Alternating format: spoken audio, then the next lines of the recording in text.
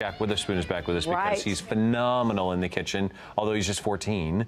Yeah. Gosh, welcome back. I'm so glad to be back. It's good to have you here. He's 14, but did you know? I found out that you have a girlfriend. Well, yeah. What? Yeah. Is that true? Yeah, I'm taking a test to the promotion dance for 8th grade. Wow. Yeah. It's a little milestone, yeah. It's a milestone. Her name is Tess? Yeah. Wow, okay. Do you cook for Tess? Not yet. Okay. But I'm sure you will. Well, maybe we're going to get, you can make her this, I'm sure. Yeah, this is a really great dish. Yeah. So, yeah. Wow. Well, before we get started, you're going to mention something about our Fun Jack?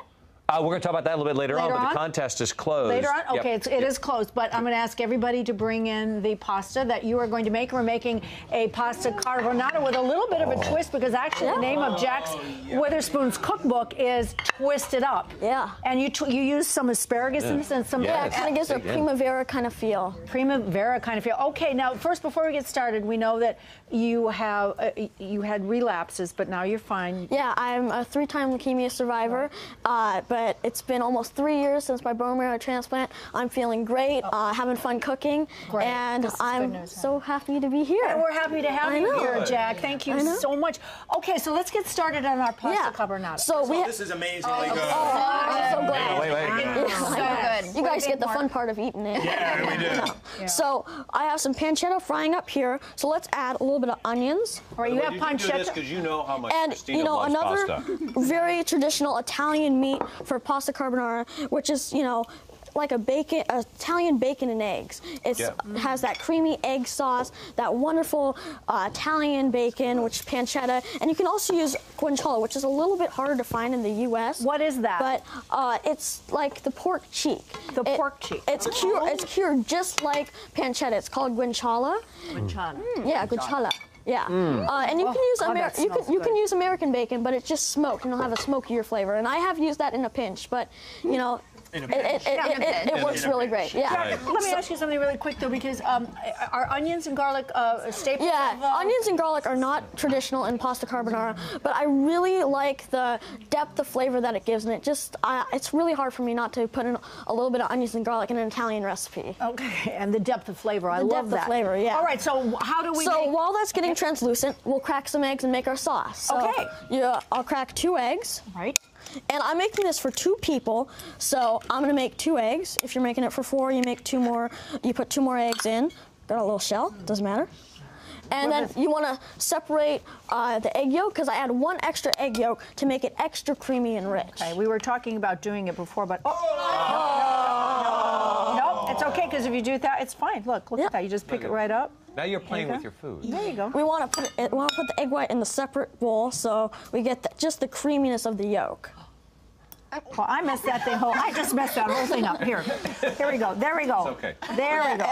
Is that good enough? That works. Yeah, because we were talking how much we loved looking at the yolk and how beautiful that is. So we're going to slide. So just slide it in, and then we'll break up the yolks. You want to wash your hands real quick? Give it a whisk. Give it a quick whisk. Just wait. I was eating, so all you have in there is eggs, right? Just eggs. We just want to break them up, and then we're going to put in a little bit of Parmesan, like some Parmesan cheese, and you can use Pecorino cheese too. But I find Parmesan really, it's my personal preference. But Pecorino and Parmesan, they're really interchangeable. So really whisk that up. And create this cheesy... I'm being schooled today. Right. This cheesy egg sauce that's just so good. And then put in some pepper. And really, pepper is a really key ingredient when it comes to pasta carbonara. Wow, you put a lot in there. Yeah, it's a very key ingredient. Why is that? Well, one of the origin theories of how pasta carbonara was created was in Rome, Italy. The coal miners would make this, and the little bits of pepper would look like little bits of carbon. That's how the name came along, carbonara. I know. I never knew that. You just made me more smarter. You just did.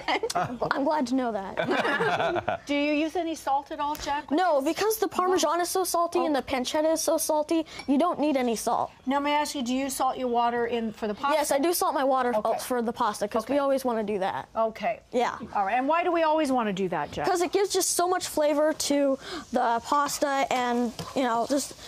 it makes it taste better. Yeah, it certainly does. My boys like pasta. I don't really cook a lot of pasta, but how much salt would you put in? Something like, is it a pinch? Is it like a... You want a few hefty pinches of salt. It kind of depends how much pasta you're making, but a good pinch. Okay. So it looks like everything's getting nice and brown and translucent, soft and translucent. So let's add our pasta. Okay. So do I drain this really well or leave it drain that really well because we did add that extra yolk and we have enough liquid. So put it in. All right. There you go.